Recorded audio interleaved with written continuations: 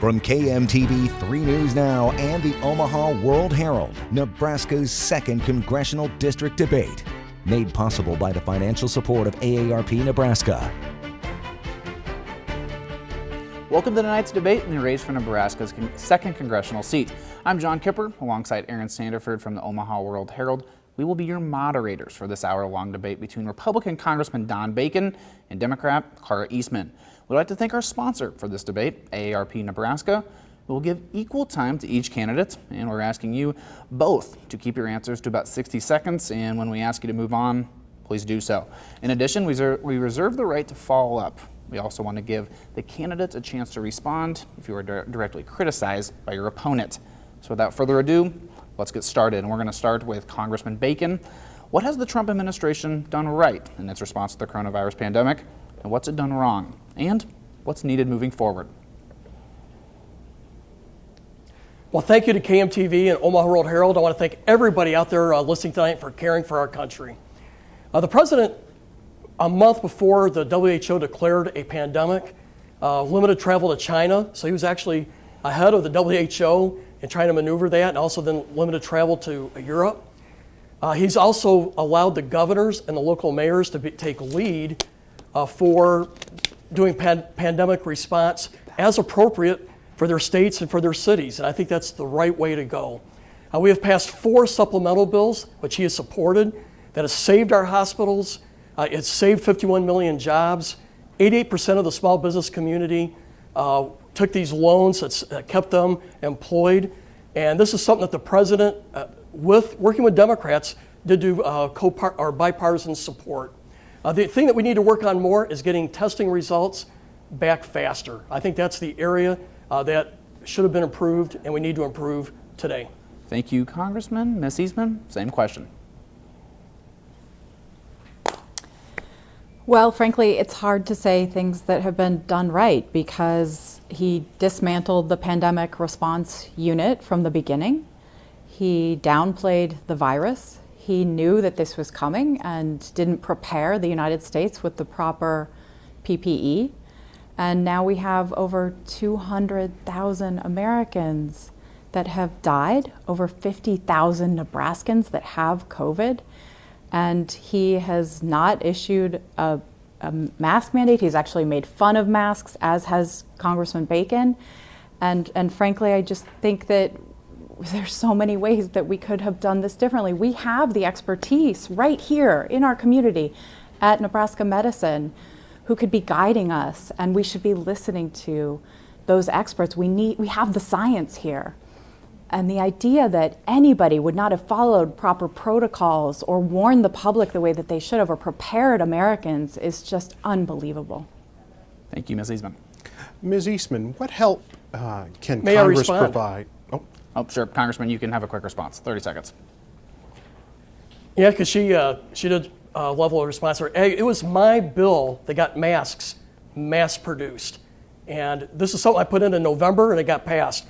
And she's wrong on the pandemic response unit. It actually did not get disbanded. It got melded into another unit, and so it got folded into another organization. That team's still there working. And we say 200,000 people died. Everyone's a tragedy.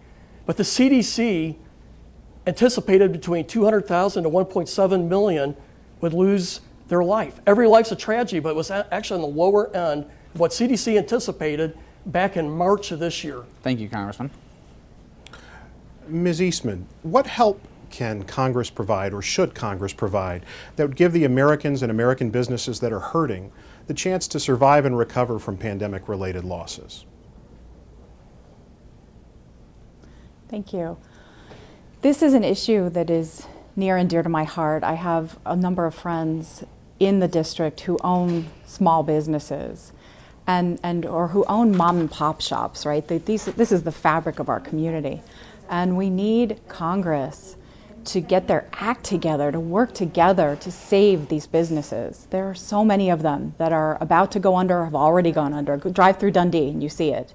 Drive through Papillion and you see it. And we need Congress to actually step up and get money directly into the hands of these small businesses. Now keep in mind, Congressman Bacon refused to, or he wouldn't sign on to the Restaurants Act originally. We held a press conference and he did, but then he just recently voted against the HEROES Act that would have gotten money directly into small businesses. We don't have time to wait. A lot of these businesses are about to go under and they're not going to recover. And giving them loans that they eventually have to pay back may not be the solution, because I've talked to local businesses who say that if they had to pay those loans back, they would never come back.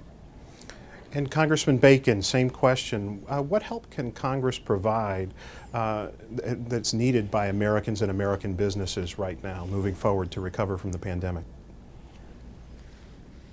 Well, I supported the CARES Act, which was done back in March. It saved 51 million jobs, and my opponent said that was a corporate heist. But 51 million jobs were saved. 88% of all small businesses took those loans, and she called it a corporate heist. Now, I voted against the HEROES Act because it was going to release felons early. This is what a congressional law, so we're going to release felons early without a parole board. And also, it's would have been a federal takeover of our elections. Do we want DC taking over our elections? And it was going to provide a $1 trillion bailout of New York City that was having troubles before. I don't think Nebraska wants to bail out New York City for problems that happened before COVID, but that's what my opponent wanted to do. I came up with a bipartisan plan with 25 Democrats, 25 Republicans that provided more aid to our small business community and various industries that are still suffering. We need to help. We need to do it in a bipartisan way, not in this partisan heroes bill that had one Republican vote. I built a bipartisan plan that should have been taken by the Speaker and by the Senate and put into law. Ms. Eastman, you have 30 seconds to respond if you like. First of all, the HEROES Act also would have given millions to Omaha and other cities in the district, and we have a budget shortfall. Second, PolitiFact rated that idea of releasing criminals, no, false. And third, calling it a corporate heist means that it was designed to bail out big corporations first. The LA Lakers got money when small businesses in our community did not. All right, moving along, and Congressman Bacon, we're going to start with you on this question, and this question is from our debate partners at AARP. Half of all seniors rely on Social Security for more than half of their retirement income, but Americans are living longer than when Social Security and Medicare were created. What would you do to protect the long-term health of those programs and the benefits they provide? Well, it's absolutely critical that we save Social Security. I know all my parents, my grandparents, my uncles, I see it firsthand how many people rely on this week or month to month for their payments or for their income. And you're right, when it was built in the 1930s, the life expectancy was the same as the retirement age. And now it's moved up to 78, and eventually it's going to go to 83 years old, and those under 10 to 20 years old could go to 90. So I want to work with Democrats and Republicans, build a bipartisan plan where we can adjust the retirement age for those who are younger, but we're also going to relook at the caps and adjust those as well. Because I think that we can come up with a bipartisan plan that saves Social Security for the long run. If we do nothing in 2035, people on Social Security will lose 25% of their income immediately, and that's unacceptable. We can work across the aisle. And I've proven to do that. I'm the top 7% rated bipartisan congressman in Congress, and we will work together to solve this. Thank you, Congressman. Ms. Eastman, same question. What would you do to protect the long-term health of those programs and the benefits? Well, first, we have to elect myself and Joe Biden, because if we don't, Donald Trump and Donald Bacon will cut your Social Security. They have said it before, and they're going to do it. Raising the retirement age might be fine for people who have a desk job, but for people who work in the trades, for union workers who work with their hands, this would be really challenging. And frankly, Social Security will remain solvent as long as we have workers.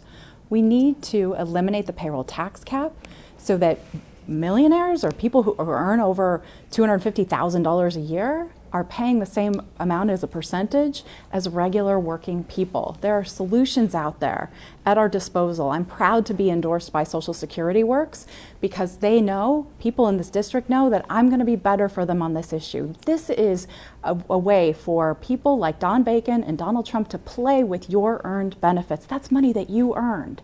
There's no way that the federal government should ever be allowed to play with that. Thank you, Ms. Eastman. Congressman, you have 30 seconds to respond. I have never voted to reduce Social Security, so that's another misstatement by Kara Eastman. The fact is, more people are retiring today than are going into the workforce, and the Social Security organization themselves said they will go insolvent in 2035. But Ms. Eastman denies that, and by doing nothing, people will get a 25% cut in their incomes around 2035. We can act now. Leaders act ahead of time and solve problems early. She refuses to do so. I want to work with Democrats. We can compromise here, save Social Security for the long haul. Thank you, Congressman. Next up, this question is I'd like to respond to that because, first of all, I've never said that you voted. I said that you have supported cutting Social Security, and to say that we need to act now, I agree. That's what I'm proposing, that we need to eliminate the payroll tax cap. Fair enough. Thank you, Ms. Eastman. By the way, the payroll taxes will be refilled, so they will not. That money will be replaced. All right, So thank she you, doesn't Congressman. have the facts here either. We got plenty more questions, guys. We're going to move on to Aaron's question. Thank you, guys. Ms. Eastman, can you talk a little bit about Joe Biden's health care plan? You have said that if your plan couldn't find the support to pass, that you might support it. Would you make 60-year-olds eligible for Medicare?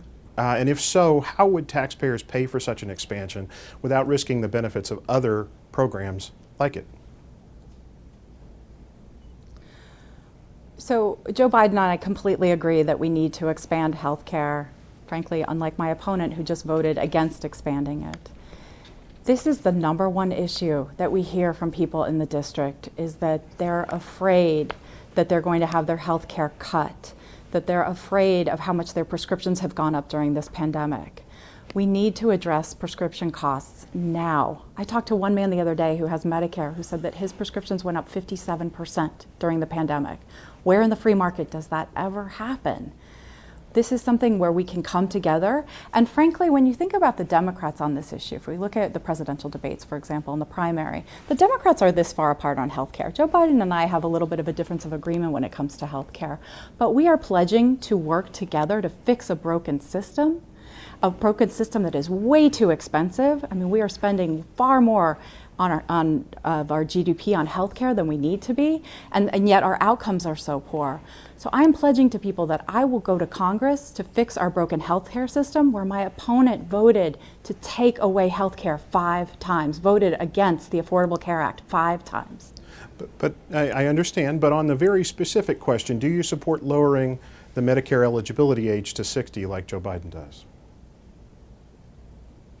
I think that could be one solution out there, and as you know, I support expanding healthcare, but we'd have to get there eventually. And so, sure, just like I would have recently voted to expand the Affordable Care Act and not to gut protections for pre-existing conditions and not to raise and to lower prescription costs, I want to go to Congress to work with Joe Biden and work with Congress to actually fix the problem. Understood.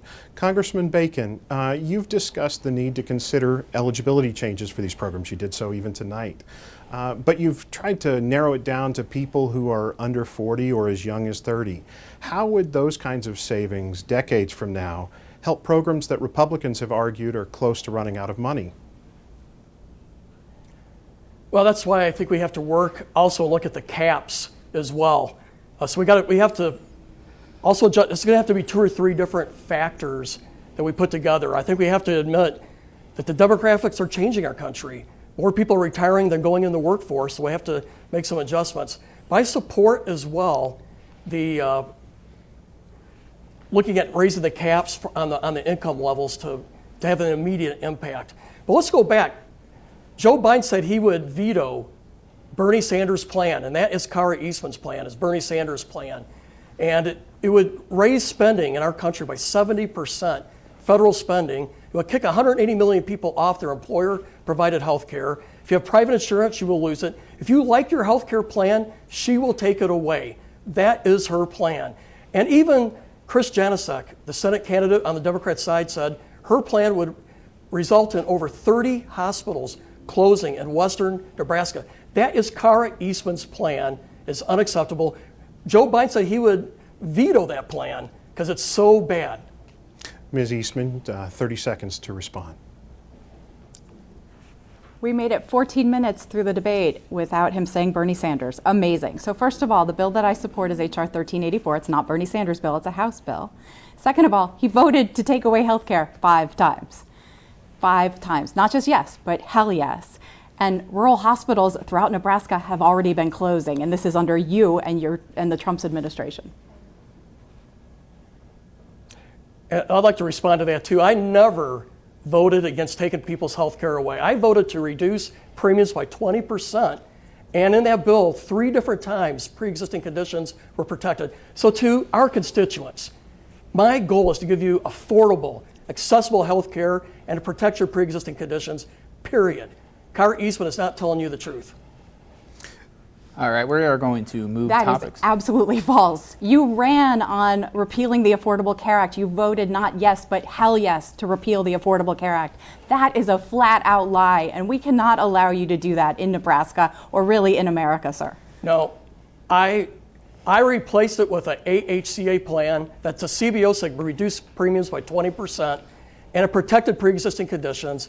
You're the one making up a story about me taking people's health care away. I want to defend people's health care. You're the one that wants to take away 180 million people's health care plans, union members who love their health care plans, and you're going to take them away. And that's why I have 24 different unions on our team, a Republican.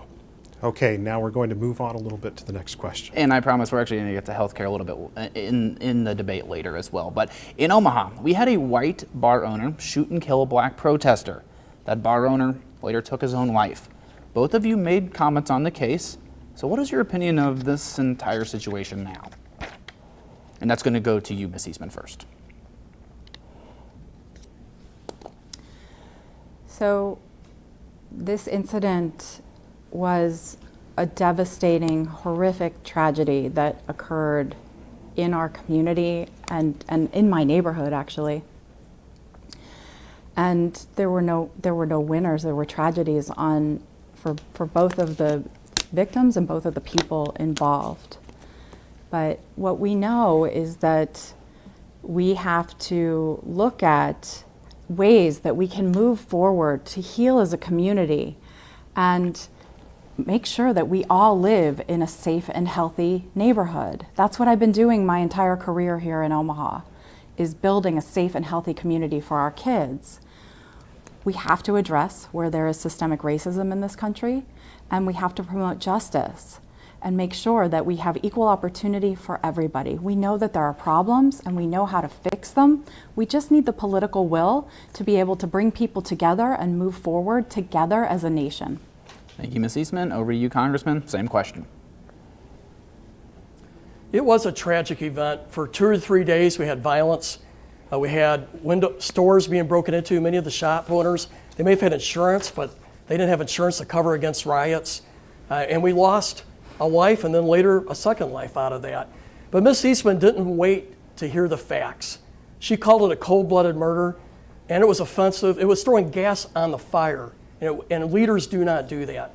They wait to get the facts. They try to calm things down. I was a 5-time commander. I know how you respond. You don't throw gas on the fire. Don Klein, our county attorney, said it was irresponsible, reckless, and dangerous, the comments that she made. And when we enter these situations, you try to provide peace. Now, what we do need is some smart police reforms. I supported the Center for South Carolina's bills that I think were smart, but the Democrat bills actually would have undermined our police. Pulling qualified immunity that Kara Eastman supports would shut down recruitment, and we wouldn't be able to retain police. It would have been, in effect, defunding the police. So we need reforms, but they got to be smart. Thank you, Congressman. Ms. Eastman, you were criticized. You have 30 seconds. Sure, thank you. I was really glad to see, I think as was our community, that Don Klein reversed his decision to call for the grand jury trial. And keep in mind that that resulted in an indictment. That is what real criminal justice looks like in our community. Thank you, Ms. Eastman. Next up, this first question is for Congressman Bacon. What is the appropriate role of the federal government in helping restore confidence in policing for people who just do not trust how police officers are held accountable in our communities? Well, I supported Senator Scott's bill. It would have made mandatory the body cams for police to wear that would provide transparency and accountability. It would have provided a registry that would, if a person was found guilty of violating procedures or breaking the law, their name would go in this registry. They just couldn't go to another city without folks being able to see that registry. It would have approved training and de-escalation training. It would have provided mental health services as well. The thing it would not have done, it would not have gutted qualified immunity, which the Democrat bill and Kara Eastman supported. It would have also, so to be put into the registry, the Democrat bill says it didn't need to be validated. It could be just frivolous charges could be put into this registry. That is not fair to our police as well. Let's remember, our law enforcement protect us day in and day out. They got a tough job. So we wanted smart reforms, not reforms that would undermine them. And because of that, I was endorsed by the Latino Peace Officers Association, the first time ever in Nebraska that they endorsed a Republican. And I want to thank the LPOA for your endorsement. Ms. Eastman, can you answer the same question? What is the appropriate role of the federal government in restoring confidence, people's confidence, that policing can be held accountable? Well, so I actually have some experience in this arena. My first job out of graduate school, I had the honor of working with a police department and a sheriff's department to create a domestic violence program that was in response to a number of calls being made in a community. And by investing more in the police department there, we ended up reducing crime in the community by about 90%. In a number of ways, we ask police officers to do too much. And at the same time, we know there are great cops out there, but there are some who make bad decisions into bad things. So we need to hold people accountable. This is why I support the Justice in Policing Act. And this is also why I support programs locally like the PACE program that's doing incredible things with engaging young people in sports. I had an opportunity to go and visit this program. This should be a model for our country, where we have police officers that are so excited to share their talents and their skills with young people to get them out of gangs, get them off the streets, and engage them and teach them how community policing really should work. That's one of the great things that we do in Omaha, is invest in our community policing program. I had an opportunity to talk to Chief Smarter about it, and it's exciting to see that Omaha's doing things that could be a model for the country. Thank you, Ms. Eastman. And I promised we would get back to healthcare, and here we are. And Ms. Eastman, this one is for you. How is your healthcare plan, Medicare for All, better for people who like their health insurance, particularly those who negotiated benefits in lieu of raises? Well, I want to be clear, first of all, because Medicare for All means different things to different people. So there's a particular bill in Congress that I referenced before that I support. And the reason I support that is because it offers things that we don't have now. It offers freedom to choose your provider. It offers freedom to healthcare providers to actually be able to practice medicine without bowing down to insurance companies. And it provides an opportunity for everybody in this country to have health care. I am also endorsed by a large number of unions, including the National Nurses United Union, who believe that this is a better system because they know that people are drowning in co-pays, premiums, deductibles, out-of-pocket costs. They've now seen, especially in the pandemic, that tying health care to employment can be dangerous, especially if you lose your job in the middle of the pandemic or after.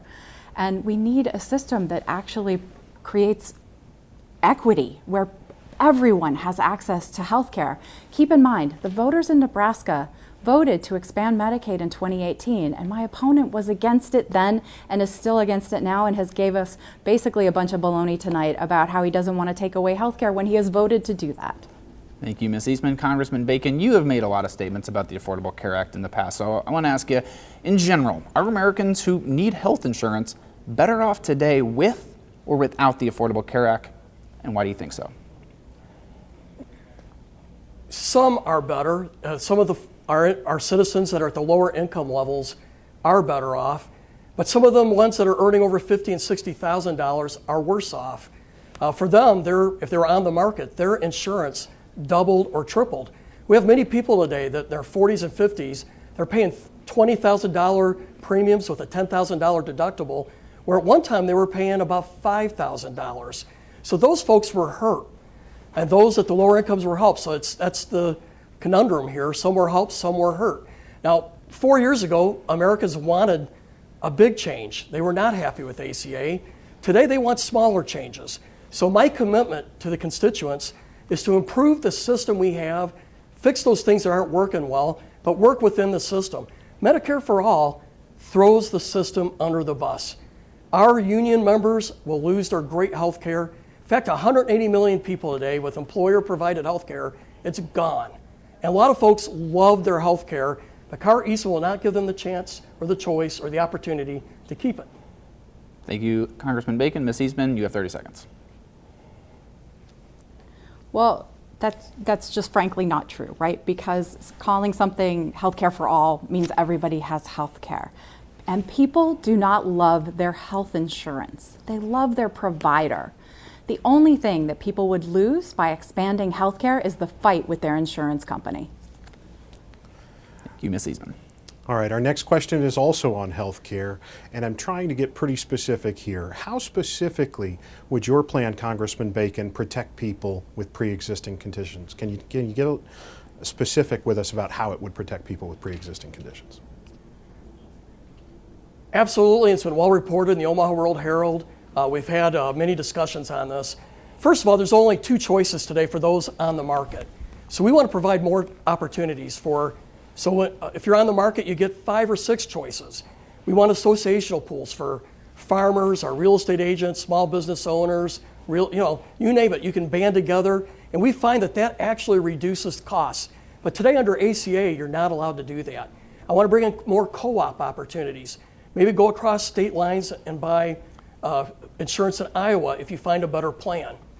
Also, we should stop surprise billing.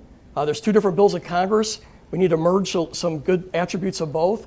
We need transparency so people see what they're buying ahead of time and know the costs. And I support HR 19 that works on pharmaceutical drugs to get generic drugs on the market faster. It will stop pharmaceutical companies from forming a monopoly and buying out competition, which raises prices. And it also stops them from doing little patent changes to extend their patent. And so it actually lower prescription drugs as well. But to be clear, I want to make sure, what would your plan do to protect folks with pre-existing conditions? Oh, that pre-existing conditions is already in law, and I support keeping it in law. Now, there's different ways that you can go about lowering pre-existing or protecting pre-existing conditions. The plan that I supported 3 years ago was taken federal and state money and directly lowered the cost of someone with a high-risk condition to lower their premiums to the same level as those who are healthy were paying. But by doing that, that takes the cost out of the pool, and the Congressional Budget Office said that would have saved 20% on people's premiums. So we protected pre-existing conditions. Ms. Eastman's ads are lies. They're not truthful. Our plan protected them, and it lowered people's premiums that they were paying. And 20% is a great start. I know most folks would love to see their premiums reduced 20% from what they are today. And that's the plan that we provided. And that same concept for protecting pre-existing conditions I would support today. But guaranteed, Republicans and Democrats alike, without the demagoguery, want to protect pre-existing conditions. And it's my commitment to every voter that that's what I will do.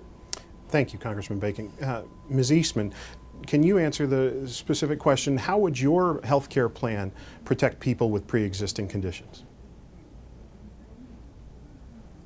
Well, the bill that I like provides health care to everybody who's an American citizen, so that pre-existing conditions would no longer be an issue. And when you talk about lowering premiums, do you have any idea, Don, how much people are paying in premiums right now to lower by 20%? For somebody who has government-sponsored health care, you don't get this. You haven't talked to enough people who are drowning in their premiums. You haven't talked to businesses whose premiums keep going up, where they have to raise the deductible every year for their employees because small businesses cannot afford this. And let's talk about, did you just say that you want people to go to Iowa to buy insurance? You don't have a plan. You have voted to gut protections for pre-existing conditions. We have to be honest about this. We can't sit here and allow you to lie to the American public. You have voted against it. You just recently voted against expanding the ACA. You just recently voted to gut protections for pre-existing conditions. And keep in mind that right now, during this pandemic, there will be a point where COVID will be a pre-existing condition. What is everybody going to do then? Congressman Bacon, 30 seconds to respond. So I guess Kara Eastman doesn't want to reduce premiums by 20%. Our plan would have done it. She opposed it. Her Medicare for All plan actually gets rid of ACA. So the irony here is she's attacking me for wanting to make positive changes. Her plan totally gets rid of it. But let's be clear, if only about 25% of our voters support the fact of taking away people's health care plans away that they like. Union members do not like that. They do not want their plans taken away. And if you go to a Medicare for All, you're going to have hospitals closed, doctors laid off. It's going to lead to health care rationing, long lines. If you're an 85-year-old wanting a new hip replacement, in many countries where they have the plan that Kara supports, you will not get it. My 88-year-old father-in-law got a new hip. In most countries, that would not have been allowed because it's government run. And they said, no, they'll ration it. Her plan would ration that, and older people will not get the care that they enjoy today. Ms. Eastman? That is simply not true. And if you visit any other industrialized nation where they have universal health care, people can get hips replaced when they're older. And we have that now because we have Medicare, which is a government-sponsored program. But let me ask you, Don, do you now support the ACA? I support making the ACA better. You're going to get rid of the ACA. Thank you very much. All right, we are going to flip topics now. That's not true because you just voted against expanding it. And I'm going to go to Congress to try to fix our broken healthcare system instead of trying to take away healthcare from people. Thank you. We are going to move along now, and this one you're going to kick 180 million people off their healthcare. We have more questions, folks. So and it's going to close 3 hospitals. All right, Ms. Eastman, this one is to you, and we are flipping subjects again. And we all know that this is a politically split district. It's elected Democrats and Republicans to Congress. Ms. Eastman, you have described yourself as a progressive Democrat, and you've been endorsed by some of the most liberal members of Congress. How would you reflect the interests of district voters who don't vote for you? Well, I just call myself a Democrat, frankly, and I am very, very proud to have recently earned the endorsement from lifelong Republican Senator John McCollister, because he knows that I'm an independent voice. I wasn't recruited to run for this. I have butted heads with my own party in the past, but let's look at what we have right now. Don Bacon, who claims to be bipartisan using this Lugar Index from Georgetown University, which is not a measure of bipartisanship. It's a measure of how many of the bills that you sponsor or co-sponsor. But it doesn't actually measure bipartisanship in terms of passing bills. So let's be clear about that. Don Bacon has voted 93% of the time with Donald Trump. He has consistently put his party and this president over the needs of Nebraskans. I am pledging to Nebraskans to be an independent voice, somebody who's going to listen to them. And also, I have not taken corporate PAC money in my campaign because I do not believe that politicians should be bought and sold by corporations, and I believe that they actually need to represent the people of the district. Congressman Bacon, a similar question. As I said to Ms. Eastman, this is a politically split district. You vote with the president and your party more than 90% of the time, which was said already. How would you reassure people who don't vote for you this time that you would still serve their interests? Well, I have voted 100% of the time the way I've promised, the way I've campaigned in 2016 and 2018. So I've lived up to my promise, and I've always voted in the interest of this district. people elected me based on the promises I made, and I'm doing my very best to fulfill them. But, you know, Ms. Eastman denigrate the Georgetown rankings of bipartisanship. You build bipartisanship by how you write the bills. We can write bills that are bipartisan and actually build that bipartisan solutions. When Nancy Pelosi writes a very partisan bill, I'm going to likely vote against it. If a Republican writes a very partisan bill, a lot of the Democrats are going to vote against it. It's about working together at the table, and that's what I am rated on. I'm rated in the top 7% of bipartisanship. I am the co-chair for 5 different caucuses where I'm leading Republicans and Democrats solving problems. And so this district wants someone that works across the table. And I think that's one of the reasons why I have the support of 24 different unions out there. Brad Ashford support me, a previous opponent who's become a friend, Bob Christ, and many others. And we got to remember John McAllister, his son is one of the top people on Kara Eastman's staff. So that's the one exception she has. Bottom line, she is supported by the left wing of her party. She'll be to the left of Nancy Pelosi if elected. She'll be there with AOC voting to the left of Nancy Pelosi if that's even possible. But with Kara Eastman, it is. Ms. Eastman, a quick 30-second response. I have been endorsed by John Delaney, Barack Obama, Kirsten Gillibrand, Andrew Yang, Joe Biden, Kamala Harris. I have been endorsed by a wide array of Democrats who ran for president. I also would not vote 93% of the time with my own party because I know that I need to serve this district. You voted 93% of the time with Donald Trump. That is not bipartisan.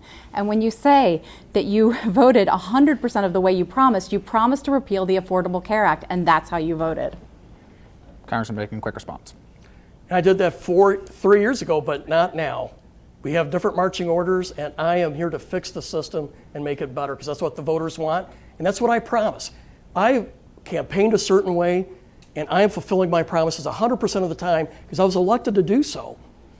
Thank you, Congressman Bacon, and thank you to both of our candidates. We have reached roughly the halfway point in our debate. We will take a short break now, and when we return, each candidate will get the opportunity to ask their challenger a question. Welcome back to the 2nd Congressional District debate with Republican Congressman Don Bacon and Democratic challenger Kara Eastman. You've agreed to ask one another one question. Ms. Eastman, you go first. Don, you said that it was an easy choice to endorse Donald Trump. Do you still feel that it was an easy choice? I do because one nominee, Mr. Biden, has talked about raising taxes. We'll be raising gas taxes like you want to do, utility taxes, airfare taxes, raising income taxes. And also, I can never support someone who wants to allow for abortions up until the moment of birth and taxpayer funding. That goes against the character and the morals and the values of our district for late-term abortions with zero restrictions and taxpayer funding. And so for those reasons, I do support having a conservative or justices that actually interpret the Constitution. I want to keep our taxes low. I want trade, have fair, level playing fields for trade out there, which the president's been doing. I do not support the rhetoric. I don't like the name calling. But when it comes to policy, he built the strongest economy in 50 years, the lowest unemployment for minorities in the history of our country, the fastest wage increase for medium income earners in the history of our country, and we want to get us back to that. We need to cure COVID, get the vaccine out, and get our economy and people back to work, and get our standard of living back to where we had it. Congressman Bacon, now you get to ask a question.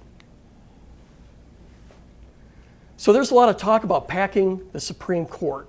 And if it happens, the House would have to vote yes or no. So I would ask Ms. Eastman, would you vote yes to increase the number in the Supreme Court, or would you vote against doing that?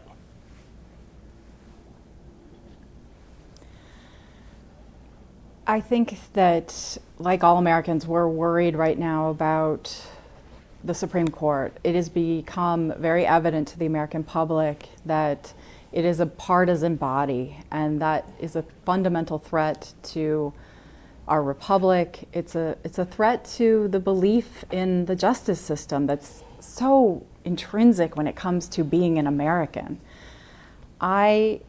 There are a number of options out there right now for what to do with the Supreme Court. Congresspeople have talked about enacting term limits, but right now I don't think stacking the court is the right decision. I think that we need to allow the American public to choose who our next Supreme Court justice is. With just over 3 weeks until the election, it's such a shame, especially because the Republicans did this on the other side before, but it's such a shame that we're moving forward with this hearing, especially because what we need from our senators right now is for them to focus on COVID and focus on saving American lives and American businesses and saving our economy.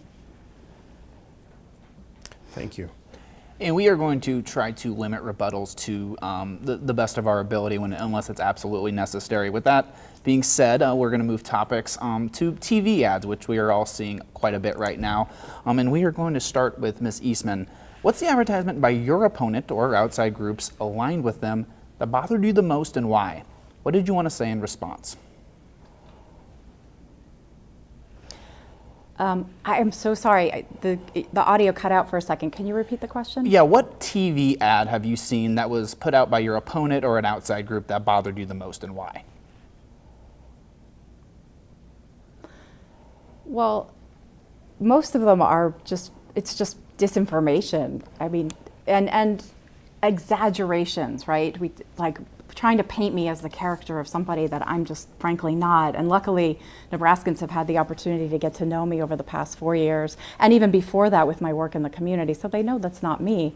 But it's just a shame, instead of just being able to put out policies, talking about somebody's voting record, that Don Bacon has chosen this path this time of attacking me personally, making up stuff, talking about banning hamburgers, raising gas taxes, forcing people to eat tofu, like ridiculous stuff. I mean, I'm endorsed by the Nebraska Farmers Union for a reason.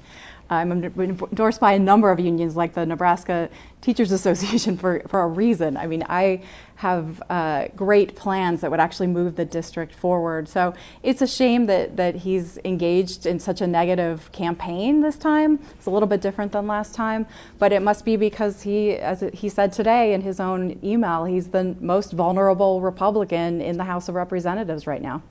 Thank you, Ms. Eastman. Congressman Bacon, same question. What TV ad bothered you the most?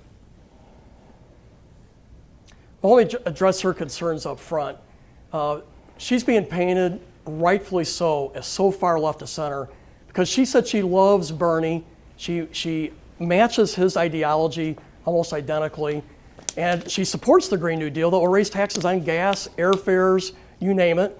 And she supports Medicare for All that will take away people's health care, 180 million people with their employer provided. And her messages on law enforcement are terrible. She said that law enforcement is the top 5 killer of African Americans. It's nowhere even close. She was including suicides and people who were murdered by murders that the police were trying to get those numbers. So the ad that I dislike the most is, and she's put over $500,000 on it, by the way, roughly, is she's trying to say I'm taking away people. I voted yes to take away people's health care and pre-existing conditions. It is not true. I voted yes to reduce people's premiums 20%. That's the Congressional Budget Office number, and we had pre-existing condition coverage put in there 3 different times. And so that's the ad. That's her main ad. Thank you, frankly. Congressman. We're going to move on to the next question, Aaron. All right, on immigration, how should Congress fix the nation's immigration system, and what would you do over the next 2 years to help them overcome it, the obstacles to passage? Ms. Eastman, you go first. So last year I had the opportunity to go to the southern border with my brother, who's an interpreter for the federal court system, and we visited shelters, we talked to Border Patrol agents, and I sat through deportation hearings. And we went to these shelters both in the United States and in Mexico. I'm bilingual in English and Spanish, so I was able to talk to a number of people. And we saw how broken the system is. We talked to Border Patrol agents who said they really thought that their job was going to be to save lives and not just be involved in this, deportation process. And think about it, in Las Cruces, New Mexico, it's costing the United States government $1 million a day to deport people just over and over again. We need to fix our broken immigration system. We all know this, and 8 out of 10 Americans support finding a pathway to citizenship or a pathway to legal residency for undocumented people in this country, because we all know that this is how we boost our economy and that these are our neighbors and our friends. My field director from my campaign is a DACA recipient, and she needs me to fight for her and to pass a Clean Dream Act finally, so that we stop having dreamers be used as political pawns and actually allow them to move forward with their lives. Congressman Bacon, how should Congress fix the nation's immigration system, and what would you do specifically to overcome some of the obstacles to passage? Well, I've been one of the folks who've worked across the aisle repeatedly to come to a solution. This is something that we should be able to do. Republicans and Democrats can agree on 60 or 70%. We should pass that. Instead, we make both sides is putting this 95% threshold, and nothing happens. So, the previous administration had started the family separation policy. When the new president came in, he continued and then went with zero tolerance. I was one of the few guys who spoke up, said, we got to stop that. It's not our values. And the president did. He listened. I have that ability to make that impact when we do that. I was one of the Republicans who said we need to find a pathway for DACA and TPS. 70-80% of our district want a solution there for DACA and TPS, but they also want to ensure that we solve the problem so we don't have to do it every 3, 4, and 5 years. So I also support more border security, more judges, more infrastructure. And we do need to enforce the rule of law. And so I embody the middle ground on this, and that's how we're going to move forward. People have to find where we agree on this versus focus on where we disagree. Thank you very much.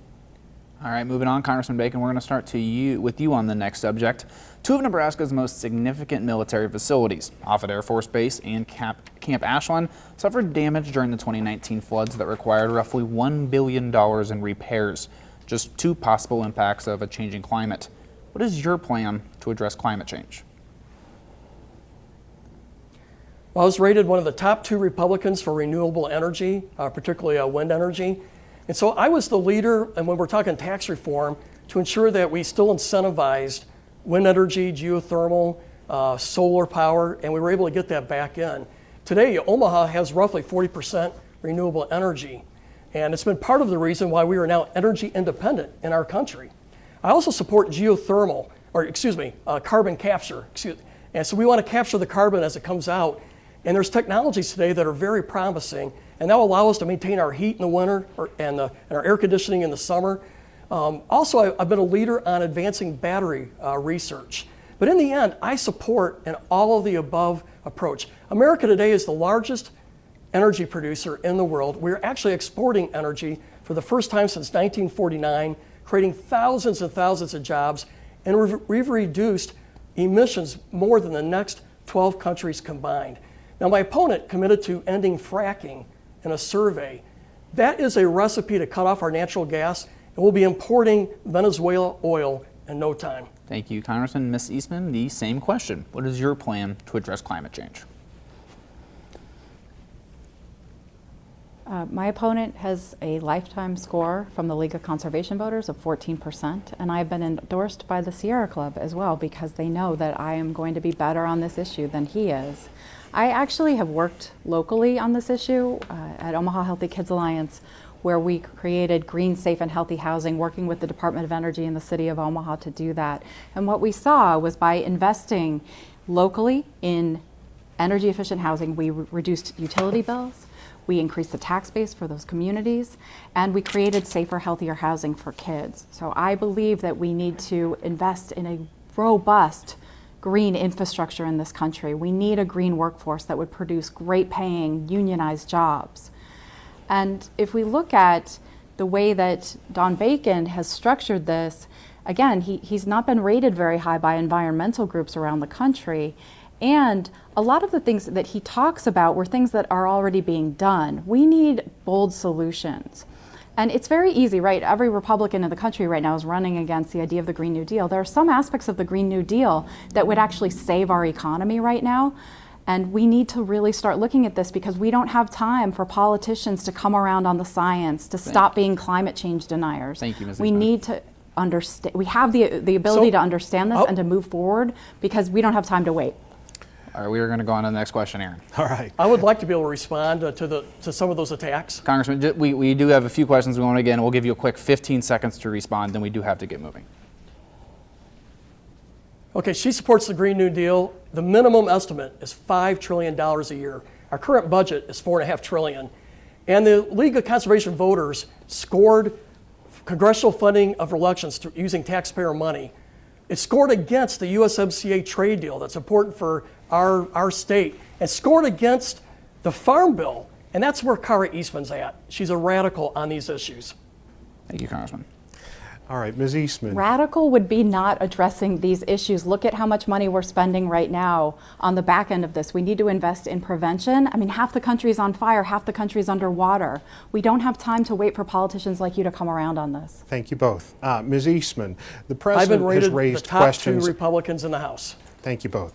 The President has raised questions about the security of mail-in balloting.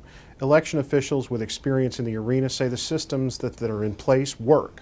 What, if anything, needs to be done to reassure the public that their votes will count? We're really lucky in Nebraska that we do elections pretty well. Hello? Ms. Eastman, you are up. Sorry, Ms. Eastman, you're up. Oh, okay. Okay. We're really lucky in Nebraska. We have our elections down pretty well, and we are hearing from people through our phone banking efforts and through just talking to people in the district that they do feel pretty confident. They are worried that the president has made a mess of this and that he's been able to confuse people. But if we look at the primary, for example, in May, 90% of people voted by mail, and it went really smoothly here in Nebraska. Actually, Nebraska should probably serve as a model for the nation on how to do this well. But our campaign has been educating voters in the district through social media, through videos, through phone banking, through postcards, assuring people that voting by mail is safe. And frankly, it's just incredibly discouraging that a sitting president would create such chaos among our election system. This is something that we need to preserve, and this is another reason why we have to be so careful about the Supreme Court so that we preserve the sanctity of our elections. Thank you. Congressman Bacon, same question. What needs to be done to help reassure voters that their votes will count this time, given all of the talk about mail-in voting? Well, first of all, we need to be clear that Nebraska's voting procedures and processes and system is safe and secure. And Secretary of State Bob Evnen, all of our county election leaders have done a great job.